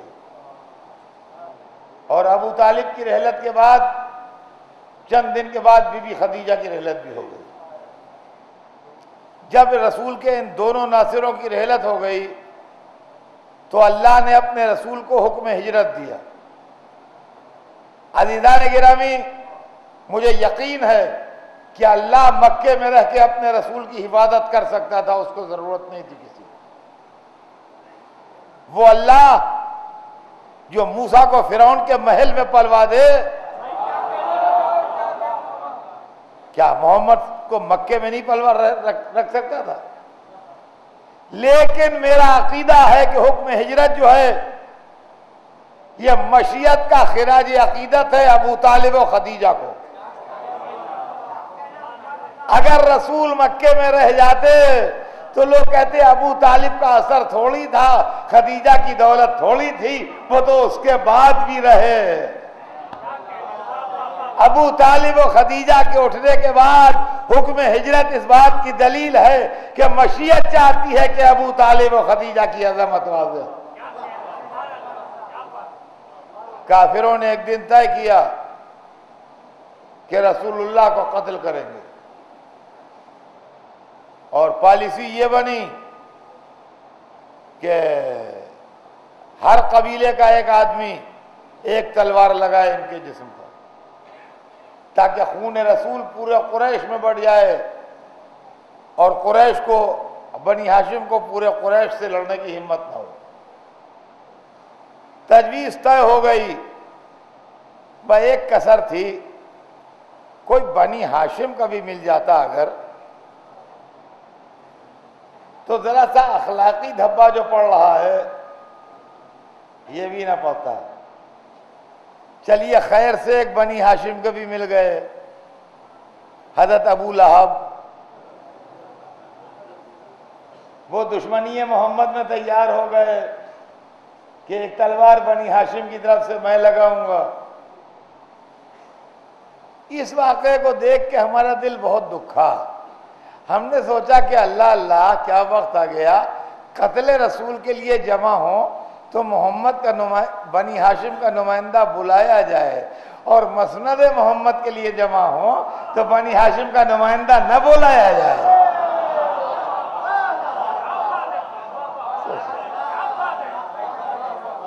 ادھر یہ اسکیم بنی, ادھر اللہ نے جبرائیل کو بھیجا. جبرائیل حاضر ہوئے, کہا اللہ نے تحفہ درود و سلام کے بعد ارشاد فرمایا ہے کہ کافروں نے آپ کے قتل کی اسکیم بنائی ہے, لہذا مشیت پروردگار یہ ہے کہ آپ یہاں سے ہجرت کر جائیں. ادھر جبرائیل یہ خبر دے کے گئے, ادھر رسول نے علی کو بلایا. دعوت عشیرہ کا وعدہ کسوٹی پر آیا کہ میں مدد کروں گا. دنیا کی سب سے سچی خبر اگر عنوان ہو سکتا ہے تو یہی خبر ہے. کہا یا علی, جبرائیل آئے تھے, اللہ نے کہلوایا ہے آج کی رات میرے قتل کی سازش ہے, مجھے بستر پر سوتے میں قتل کریں گے. یہ کیا تم میرے بدلے سو رہو گے؟ یہ آئی موت سامنے. علی نے عجب سوال کیا کہ اللہ کے حبیب آپ کی جان بچ جائے گی؟ کہا یا علی، تاریخ بتاتی ہے شکر کا سجدہ کیا۔ یہ شکر کا سجدہ بظاہر رسول کے بچنے پر تھا، مگر اپنی موت کے سامنے بھی تو تھا۔ کہا آپ سدھاریے، میں سو رہوں گا۔ رات آئی، کافروں نے گھر کو گھیرا، سرور کائنات سورہ یاسین کی ابتدائی آیتیں پڑھتے ہوئے گھر سے نکلے۔ کافر چاروں طرف کھڑے تھے مگر رسول اللہ کسی کو دکھائی نہ دیے۔ معلومہ محمد میں ایک صفت یہ بھی ہے کہ جب چاہے دکھائی دے، جب چاہے نہ دکھائی دے۔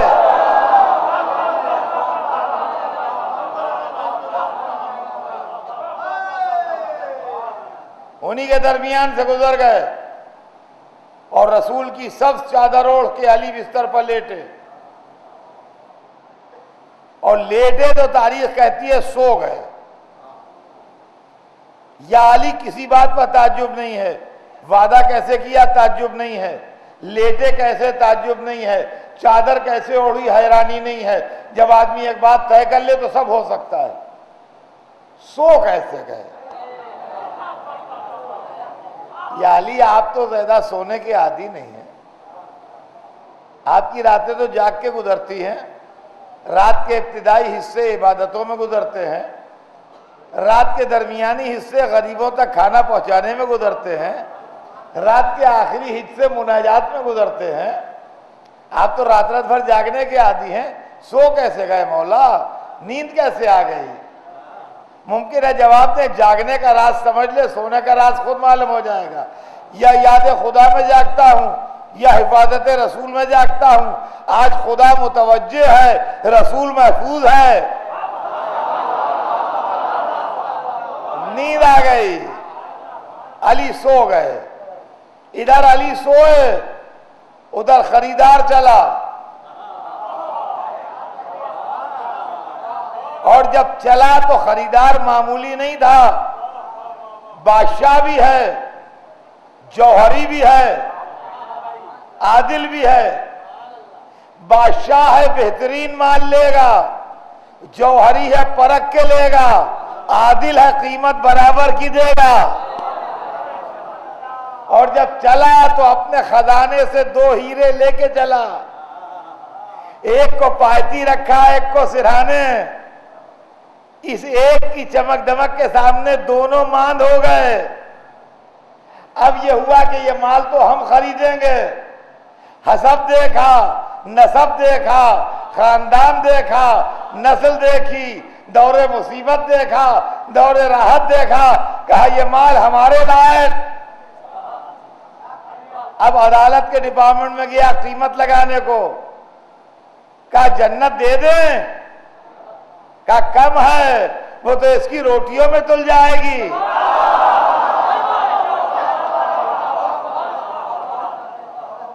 کہا ولایت دے دیں؟ کہا کم ہے، وہ تو اس کی ایک انگوٹھی میں تل جائے گی۔ کہا عبادتوں کا ثواب دے دیں؟ کہا کم ہے، وہ تو ایک ضربت میں تل جائے گا۔ کیا قیمت کیا لگے؟ عدالت نے فیصلہ کیا معبود نفس تیرا ہو جائے، رضائیں اس کی ہو جائے۔ اے لیجئے یہاں سودا ہو گیا۔ باہر کا منظر یہ ہے کہ لمبے لمبے قد کے بھیانک شکلوں کے کافر گھر کا چکر لگا رہے ہیں کہ صبح تو ہم گھر میں کودیں، اونچے ہو کے پنجوں کے بھل دیکھ رہے ہیں کہ سو رہے ہیں۔ مشیت بھی شاید یہ منظر دیکھ کے اس کو اچھا لگ رہا ہو کہ چلو ٹھیک ہے، کل ایمان سو رہا ہے، کفر صدقے اتر رہا ہے۔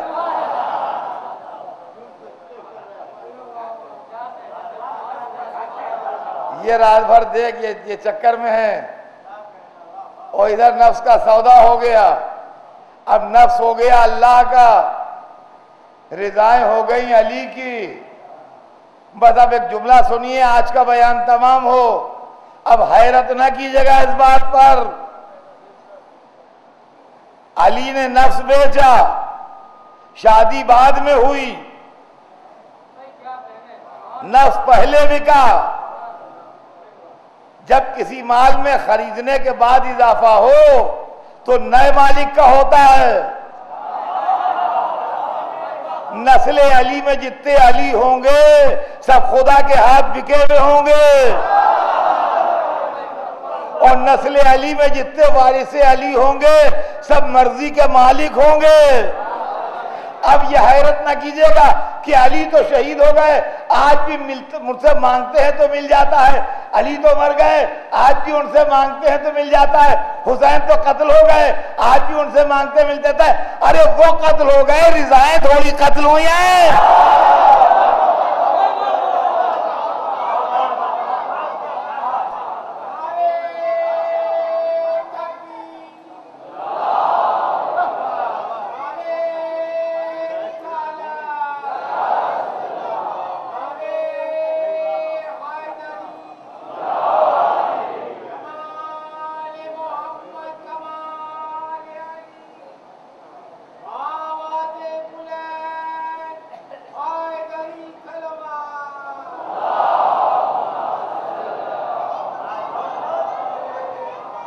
یہ ہے فداکاری اور یہ ہے ایثار اور یہ ہے قربانی جو مولا علی نے رات بھر بستر رسول پر سو کے گزاری.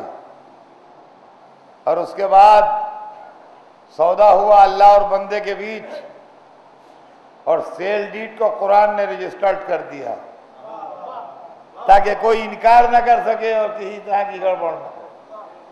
اور عزیزان گرامی، یہ قربانی کا جذبہ صرف علی ہی میں نہیں تھا بلکہ نسل علی میں آیا، اور یہی وہ جذبہ قربانی تھا جو علی اپنی شہادت کے بعد بھی چاہ رہے. ایک ایسی اولاد پیدا ہو جو میرے پاس ذخیرہ. عزیزان گرامی، تاریخ عالم و آدم گواہ ہے کہ علی نے سرور کائنات کے ساتھ جس قربانی کا مظاہرہ کیا، جس سیکریفائس کا مظاہرہ کیا، جس ایثار کا مظاہرہ کیا. یہ دونوں آپس میں بھائی تھے، رسول و علی. ایک بھائی پر فدا ہوا شب ہجرت، دوسرا بھائی پر کربلا کے میدان میں فدا ہونے کو تیار. آج 8ویں رات ہے اور 8ویں رات آپ حسین کے بھائی کا ماتم کریں. 8ویں رات حسین کے بھائی کا ماتم کرتے ہیں.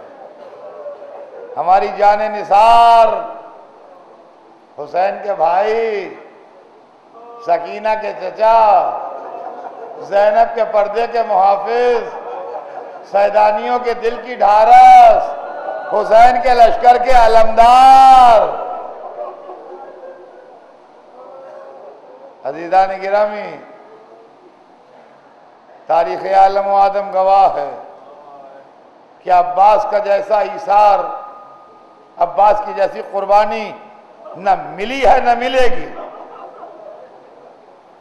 میں ایک چیز کی طرف صرف آپ کو متوجہ کر دوں ساری دنیا میں جو میری آواز سن. عباس حسین کے لشکر کا کمانڈر ہے. ہر ملک میں 2 عہدے ہوتے ہیں، ایک ملک کا سردار ہوتا ہے، ایک فوج کا سردار ہوتا ہے. پالیسی بنانا ملک کے سردار کا کام ہے. لڑیں گے کہ نہیں لڑیں گے یہ ملک کا سردار طے کرتا ہے. لیکن جب لڑائی چھڑ جائے تو بھی فوج کے سردار کے ہاتھ میں کمان آتی ہے. حسین پورے نظام کے سردار ہیں. مدینے میں لڑائی نہیں ہوگی، سفر ہوگا، کمانڈر سر جھکائے ساتھ ہے. مکے میں لڑائی نہیں ہوگی، حج کو عمرے سے بدلا جائے گا، کمانڈر سردار کے آگے اطاعت میں خم ہے. حر کا لشکر ملے گا، لڑائی نہیں ہوگی، پانی پلایا جائے گا، کمانڈر سردار کے حکم پر پانی پلا رہا ہے. دریا پر خیمے نہیں لگیں گے، کمانڈر سردار کے حکم سے خیمے خود ہٹا رہا ہے، لیکن جب لڑائی چھڑ جائے تو اب کنٹرول کمانڈر کے ہاتھ میں ہے۔ عزیزان گرامی، مولا عباس کا ایک واقعہ سناؤں گا آپ کو اور اسی مجلس تمام ہو جائے گی، لیکن میرا دل اتنا قوی نہیں ہے کہ میں گھنٹہ پر مصائب پہنچوں۔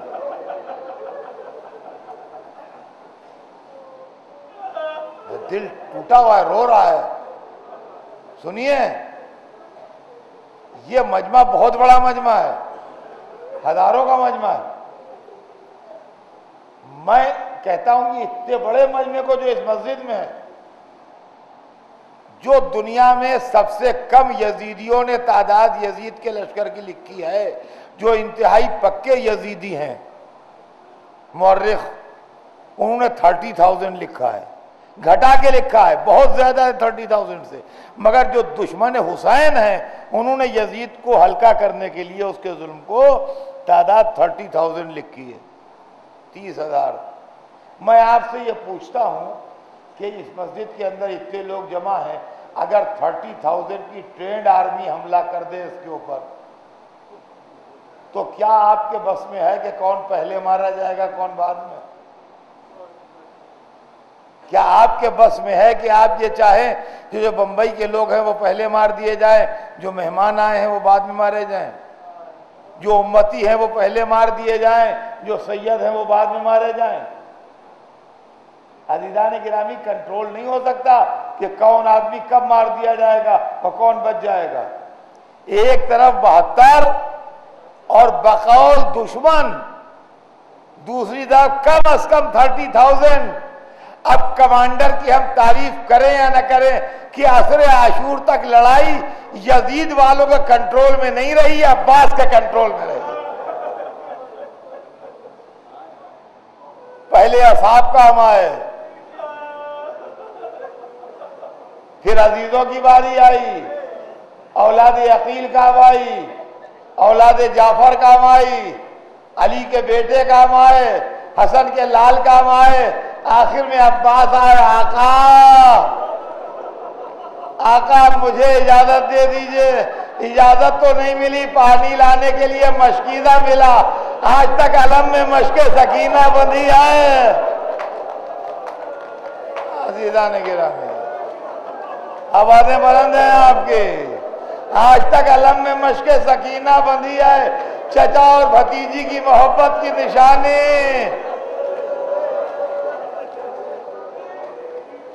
عباس پانی لینے چلے، دشمن کے لشکر کو شکست دی، فرات میں اترے، سکینہ کی سوکھی مشک تر کی، مشک بھر کے پیاسے نکل آئے، راستے میں تھے کہ دشمن نے حملہ کیا، مشکیزہ بچائیں کہ علم بچائیں، کیا کرے، لوتے لوتے دہنا ہاتھ کٹا۔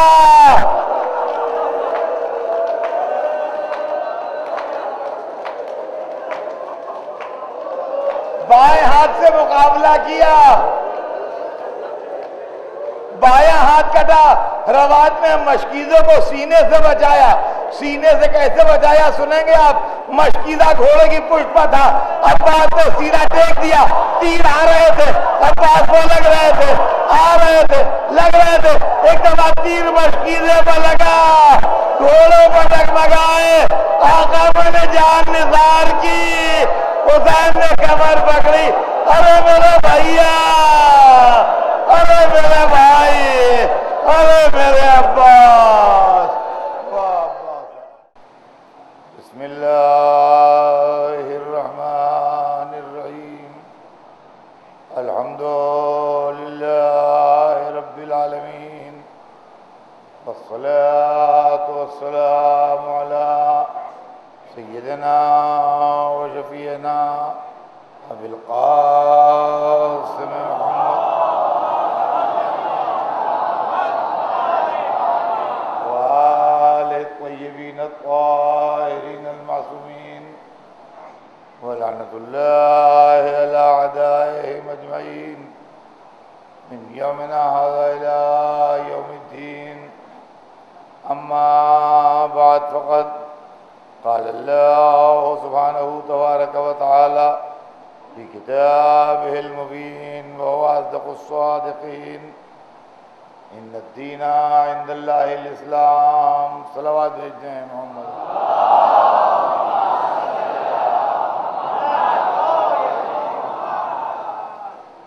خداوند عالم قرآن مجید میں ارشاد فرما رہا ہے کہ یقیناً دین اللہ کے نزدیک اسلام ہے. سلسلہ کلام ذہن عالی میں ہوگا. ہم سیرت رسول میں ہجرت تک پہنچے اور کل میں نے آپ کی خدمت میں عرض کیا کہ اللہ نے اپنے حبیب کو حکم دیا اور سرور کائنات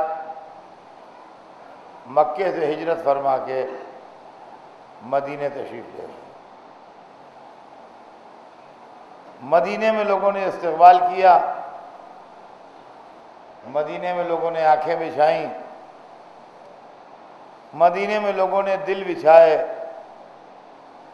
اور مدینے میں جب سرکار پہنچے تو وہاں کی چھوٹی چھوٹی بچیاں تہنیتی نظم پڑھ رہی تھیں کہ طلع البدر علینا، ہمارے یہاں چاند نکل آیا ہے، 14ویں کا چاند ہمارے گھر میں طالع ہو گیا ہے.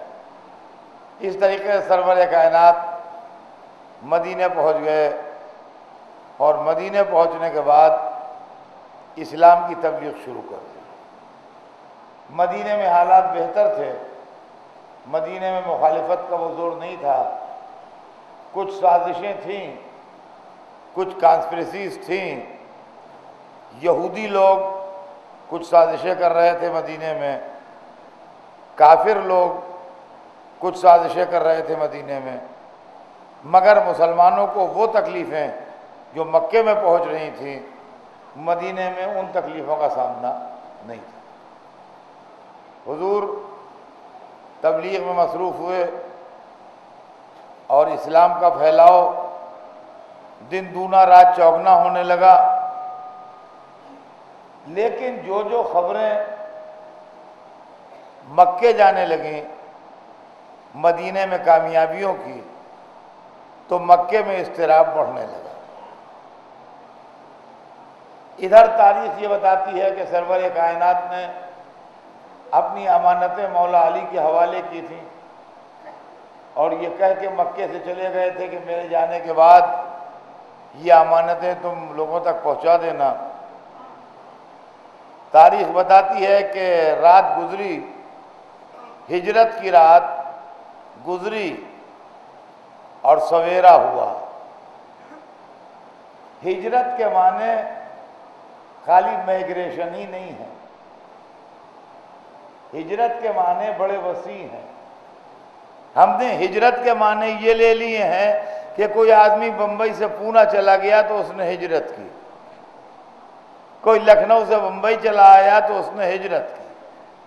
ہجرت ہے یہ بھی، ایسا نہیں ہے کہ نہیں ہے، مگر ہجرت کا سینس خالی اتنا ہی نہیں ہے. قرآن میں مہاجر کی تعریف ہے.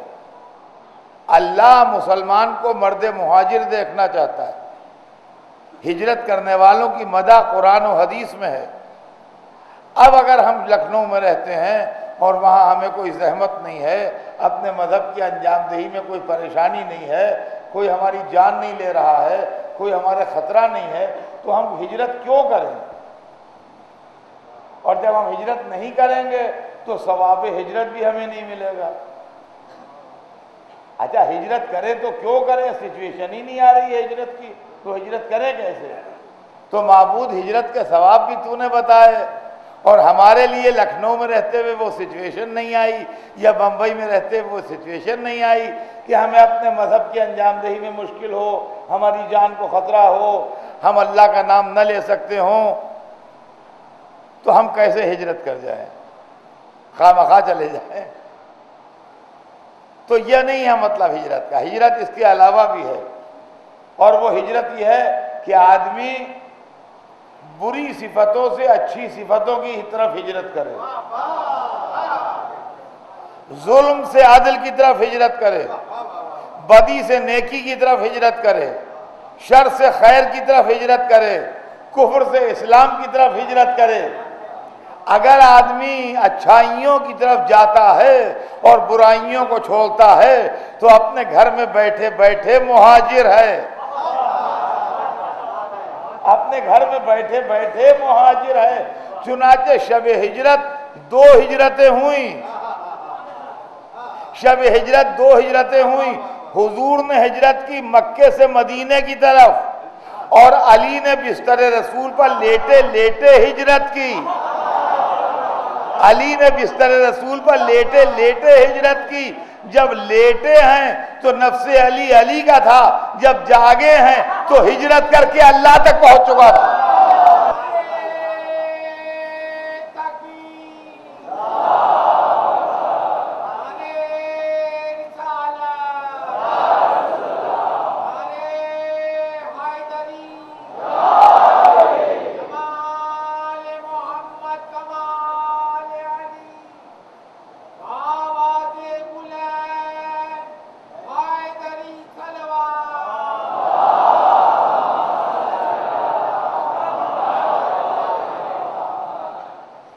ادھر سویرا ہوا،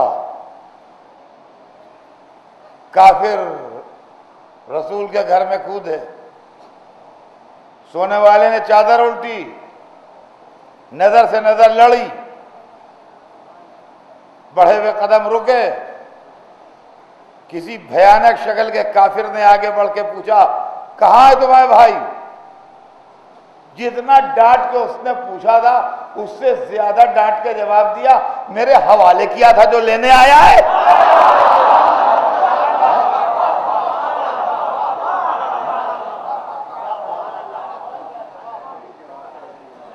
میں کیا جانوں کہاں ہے؟ تاریخ بتاتی ہے کافر چپ کے چلے گئے، حالانکہ عقل یہ کہتی ہے کہ ان کو چاہیے تھا کہ علی کو پکڑ لے جائیں اور ان پر تشدد کریں کہ بتاؤ کہاں ہے، مگر انہوں نے ایسا نہیں کیا۔ کیوں نہیں کیا یہ تو اللہ جانتا ہے، مگر میرا دل یہ کہتا ہے کہ شاید یہ دعوت عشیرہ کے ڈرے ہوئے ہیں کہ میں آنکھیں پھوڑ دوں گا اور پیٹ چاک کر دوں گا۔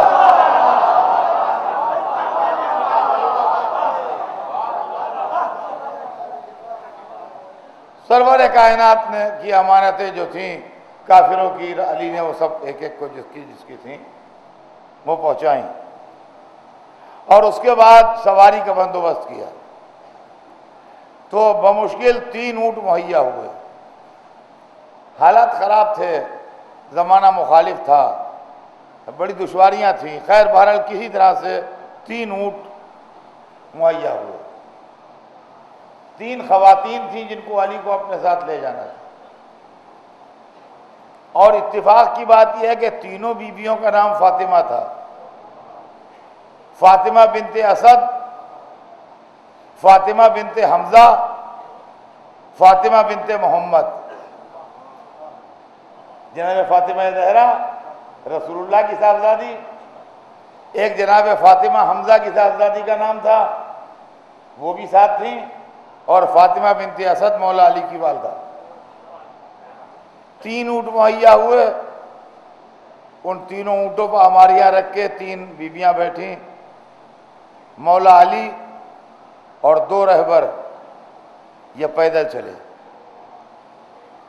تاریخ بتاتی ہے، دیکھیے یہ چیزیں تاریخ میں لکھی سب ہیں مگر موقع پر لوگ بھول جاتے ہیں، بھئی یہ شکوہ ہے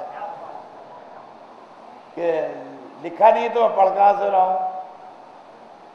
تاریخ بتاتی ہے کہ جب یہ تھوڑا آگے بڑھے مکے سے تو 3-4 تلوار چلانے والوں کا ایک گروپ ان کو چیس کرتا ہوا ان کی تلاش آیا، گھوڑوں پر سوار۔ یہ قافلہ پیدل جا رہا تھا، اونٹ تھے مگر جب اونٹوں کے چلانے والے پیدل چل رہے ہیں تو ظاہر ہے قافلہ پیدل ہی ہے، سمجھیے۔ وہ گھوڑوں پر سوار آئے پیچھے سے ان کو چیس کرتے ہوئے، ان کا پیچھا کرتے ہوئے، تو رہبر جو تھے وہ رونے لگے۔ وہ دونوں رہبر جو تھے وہ رونے لگے، کل کہ اب ہم مارے گئے۔ تو علی نے ان سے کہا کہ تم رو نہیں، اونٹ بٹھاؤ، اونٹ بٹھائے گئے، ہماری سے بیویاں اتار کے ایک طرف بٹھا دی گئیں۔ خدا کی قسم یہ عجیب و غریب منظر تھا۔ مولا علی نے رہبروں سے کہا کہ اونٹوں کے پیر باندھ دو تاکہ یہ بھاگنے نہ پائیں۔ دیکھیے غیر فرار کے ساتھ رہنے میں یہ فائدے ہیں کہ آدمی تو آدمی اونٹ بھی نہ بھاگے، کہنے لگے اونٹوں کا پیر باندھ دو یہ بھاگنے نہ پائیں۔ انہوں نے اونٹوں کا پیر بندھوا دیے، اور اتنی دیر میں اونٹوں کا پیر بندھے، اتنی دیر میں جو پیچھے گھوڑے دوڑاتے ہوئے آ رہے تھے وہ سامنے آ گئے۔ ادھر وہ سامنے آئے اور ادھر علی تلوار سوت کے سامنے آئے۔ کہا بھائی کیا بات ہے، ہم جا رہے ہیں، آپ کو کیا پریشانی ہے؟ کام نہیں جانے دیں گے۔ ایک دفعہ تلوار کی بجلی چمکی، کہا روک لے۔ ایک گرا، دوسرا آگے بڑھا، وہ گرا۔ اب جب دو گر گئے تو بقیہ سمجھے کہ اب ہم بھی گریں گے، لہذا وہ ادھر چلے۔ ادھر مولا علی نے کہا اونٹ کے پیر کھولو۔ اب اس کے بعد پھر کوئی قافلہ پیچھے نہیں آیا۔ سرور کائنات منزل قبا میں جا کے ٹھہر گئے اور مولا علی کا انتظار کرتے رہے۔ جب مولا علی تشریف لائے تو حضور اپنے بھائی علی کے ساتھ مدینے میں وارد ہوئے۔ مدینے میں آنے کے بعد اسلام کی تبلیغ شروع ہوئی، جیسا میں نے ابھی آپ کی خدمت میں عرض کیا، اور ادھر مکے میں اضطراب کی لہریں دوڑنے لگیں۔ ادھر مدینے میں مسجد النبی کی تعمیر شروع ہو گئی۔ خدا کی قسم عجب روح پرور منظر تھا اور عجب ایمان افروز منظر تھا جب مدینے میں مسجد بن رہی تھی۔ آج وہ مسجد موجود ہے، اور جو زیارت کرنے جاتے ہیں وہ اس مسجد میں جاتے ہیں اور نماز پڑھتے ہیں، شرف حاصل کرتے ہیں۔ بے شک بہت بڑا شرف ہے آج بھی اگر کوئی مسلمان مسجد النبی میں نماز پڑھے، اور بہت بڑا ثواب ہے۔ مگر کہاں یہ مسجد، کہاں وہ مسجد۔ آج اس میں دولت و اقتدار کی جگمگاہٹ ہے، کل وہ سادہ سی مسجد تھی، کچی دیواریں تھیں، کھجور کی لکڑی کے ستون تھے، زمین کا فرش تھا۔ بھئی یہی مسجد تھی، یہی مسجد تھی۔ مگر خدا کی قسم جبرائیل بھی اس میں آتے تھے، رسول بھی اس میں بیٹھتے تھے، ملائکہ بھی اس میں آتے تھے، خضر پیغمبر بھی حاضری دیتے تھے، مولا علی بھی تشریف فرما ہوتے تھے۔ عجب نورانی منظر تھا اور عجب روحانی جلوہ تھا۔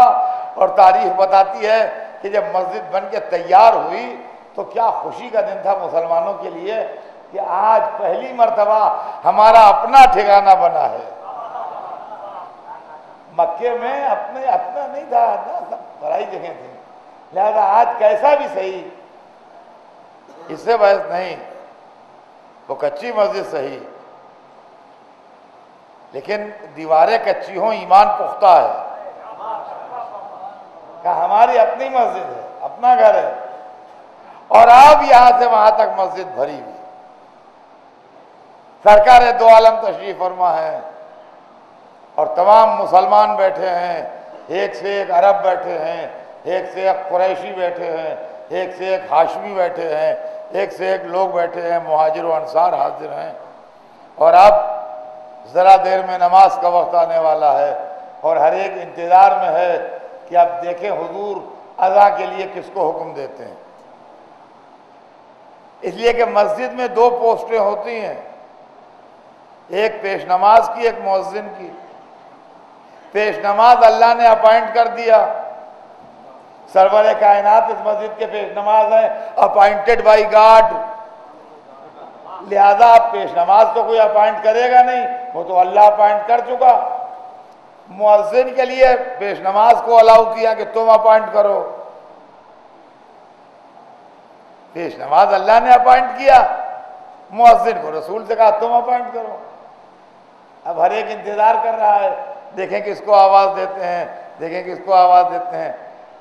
ایک شخص جس کا رنگ کالا تھا، جس کے پاس جتھا نہ تھا، جس کے پاس پیسہ نہ تھا، جس کے پاس لوگ نہ تھے، جس کے پاس گروپ نہ تھا، مگر دل میں ایمان کا نور تھا، قلب میں یقین تھا، قلب نورانی تھا، ایمان کی وجہ سے نگاہ رسالت رک گئی اس پر جا کے، اور آواز دی بلال،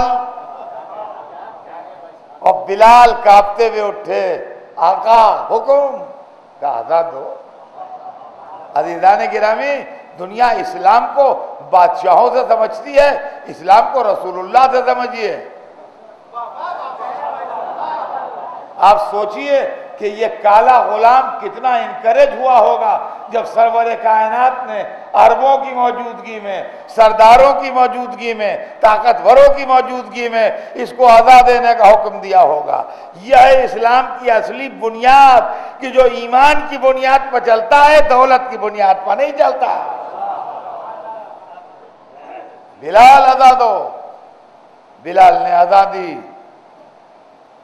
اور سارے مسلمانوں نے اذان سنی، اور سرور کائنات نے نماز پڑھائی۔ سلسلہ آگے بڑھتا رہا۔ تاریخ بتاتی ہے کہ ادھر مکے میں ہنگامہ تھا،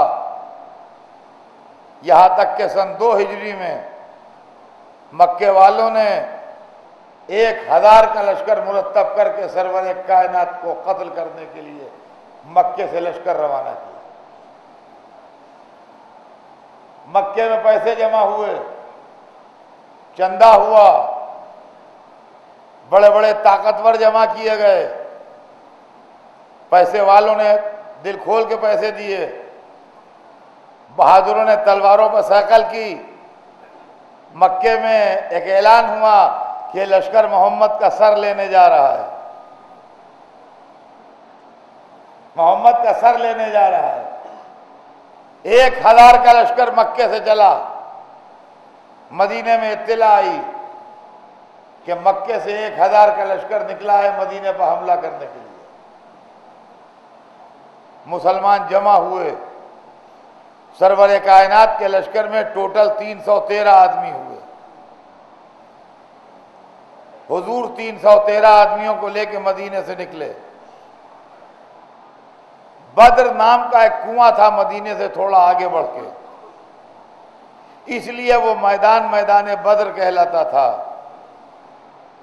بدر کے میدان میں سرور کائنات نے اپنا کیمپ لگایا۔ بدر کا میدان تھوڑا سلوپ تھا، جو اونچا حصہ تھا اس پر رسول نے اپنا کیمپ لگایا، جو نیچا حصہ تھا وہ مکے کی طرف تھا، تو کفار کا لشکر آن کے ادھر ٹھہرا۔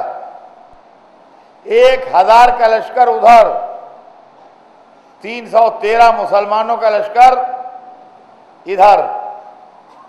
رات کو پانی برس گیا،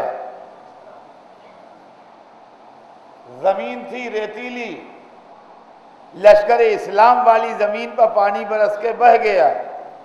یہ زمین سخت ہو گئی، ان کے موومنٹ میں آسانی ہو گئی، ان کیا پانی بھر گیا، ان کیا کیچڑ ہو گئی، ان کو زحمت ہو گئی۔ یہ تفصیلات ہیں تاریخ کی جو میں آپ کو سنا رہا ہوں۔ اور اب جب سویرا ہوا تو کھلے میدان میں اسلام و کفر کی یہ پہلی لڑائی تھی جو لڑی گئی۔ اور عزیزان گرامی، جب تک اسلام رہے گا اور جب تک مسلمان رہیں گے اس وقت تک تاریخ میں جنگ بدر کا نام بھی رہے گا۔ جنگ بدر کی اسلام میں بڑی اہمیت ہے۔ سویرا ہوا، دونوں طرف سے لشکر آراستہ ہوئے۔ کافروں کے لشکر سے 3 آدمی نکلے جو اسلام دشمنی میں بڑے پختہ تھے اور رسول کی عداوت میں نہایت زبردست تھے، اور جن کے دل میں بہت زیادہ اسلام کے خلاف آگ بھڑک رہی تھی۔ ایک کا نام تھا عتبہ، دوسرے کا نام تھا شیبہ، تیسرے کا نام تھا ولید۔ 3 آدمی لشکر کفار سے نکلے، بتوں کی حمایت میں اور اللہ کی دشمنی میں، کفر کی محبت میں اور محمد کی عداوت میں۔ عتبہ، شیبہ، ولید، اور وہاں سے وہ للکارے کہ آؤ ہمارے سامنے۔ ہم قریشی بہادر تمہیں بلا رہے ہیں۔ اس وقت انصار آگے بڑھے، انصار یعنی مدینے والے، اور آگے بڑھ کے عرض کرتے ہیں یا رسول اللہ، جب تک ہم زندہ ہیں نہ آپ کو جانے دیں گے، نہ آپ کے مکے کے کسی آدمی کو جانے دیں گے، اس لیے کہ آپ اور آپ کے ساتھ آئے ہوئے لوگ ہمارے مہمان ہیں۔ میزبان کے لیے بڑی ذلت کی بات ہے کہ مہمان لڑے میزبان گھر میں بیٹھے۔ جب تک ہم زندہ ہیں ہم مقابلہ کریں گے، جب ہم نہ رہیں پھر آپ جائیے گا، پھر ہم نہیں روکتے، مگر جب تک ہمارا ایک ایک بچہ زندہ ہے ہم آپ کو نہیں جانے دیں گے، ہم جان دیں گے اپنی۔ بے شک انصار نے نام رکھ لیا مہمان نوازی کا، بات ٹھیک تھی، رسول اللہ نے مان لی۔ 3 جوان اسلحے لگائے ہوئے آئے، سامنے پہنچے۔ وہ 3 آدمی جو کھڑے تھے ان کا تم کون ہو؟ ان کا ہم مدینے والے ہیں، ہم فلاں ابن فلاں ہیں، ہم فلاں ابن فلاں ہیں، فلاں ابن فلاں۔ انہوں نے اپنے اپنے نام، اپنے باپوں کے نام بتائے۔ انہوں نے کہا سنو، ہم تم سے نہیں لڑیں گے، ہم مکے والے ہیں، ہم بڑے لوگ ہیں، ہم قریشی ہیں، ہم اپنے برابر والے سے لڑتے ہیں، چھوٹے آدمیوں سے نہیں لڑتے ہیں۔ تمہیں مارنا بھی ہماری انسلٹ ہے، تمہارے ہاتھوں مرنا بھی ہماری انسلٹ ہے، لہذا تم واپس جاؤ اور اپنے رسول سے کہنا کہ کیا مکے کے اصول بھی بھول گئے؟ یہ کس کو بھیج دیا ہمارے سامنے؟ ہمارے سامنے کسی خاندانی کو بھیجو، ہم ان کو نہیں جانتے کون لوگ ہیں۔ اب وہ بیچارے عجب آکورڈ پوزیشن میں آ گئے، انہوں نے وہاں سے میسج بھیجا کہ یا رسول اللہ یہ عجب طرح کے لوگ ہیں، لڑنے پر نہیں تیار ہیں، اب آپ بتائیے ہم کیا کریں، ان پر حملہ کر دیں کہ واپس آئیں؟ تو رسول نے کہا واپس آؤ۔ اب یہ واپس آ گئے، یہ واپس آ گئے۔ اب 3 خاندانی چاہیے تھے،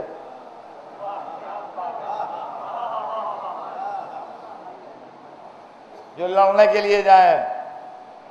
رسول نے اپنے لشکر پر نظر کی، حمزہ آپ آئیے، عبیدہ تم آؤ، علی تم آؤ۔ لشکر اسلام سے 3 آدمی نکلے، حمزہ رسول کے چچا، عبیدہ رسول کے چچا بھائی، علی رسول کے دوسرے چچا بھائی۔ اب یہ 3 آدمی چلے ان 3 کے مقابلے میں جو ادھر کھڑے تھے۔ اچھا وہ 3 جو ہیں میں ان کا انٹروڈکشن کرا دوں آپ کو تاکہ آپ ان کے لیے کسی غلط فہمی میں نہ رہیں۔ ادھر جو کھڑے تھے وہ کون تھے، اور ادھر جو کھڑے